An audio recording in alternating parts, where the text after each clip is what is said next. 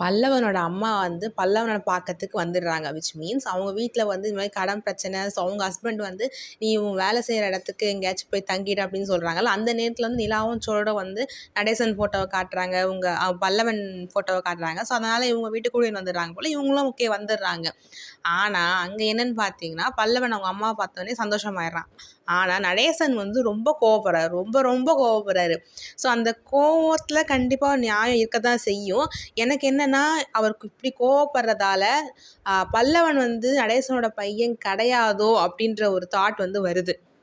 அதே மாதிரி ஊர் மக்கள்லாம் பார்த்தீங்கன்னா நடேசன் தான் அவரோட பொண்டாட்டியை வந்து கொலை பண்ணாங்க அப்படின்னு சொல்லிட்டு இது பண்ணியிருக்காங்க இல்லைங்களா. ஆனால் எனக்கு என்னவோ இந்த ஹிந்தி ஆன்ட்டிக்கும் அந்த கொலை கொலை அது முதல்ல கொலையாக இருக்காது, அது வேறு விஷயம், நடேசன் பண்ணியிருக்க மாட்டார்.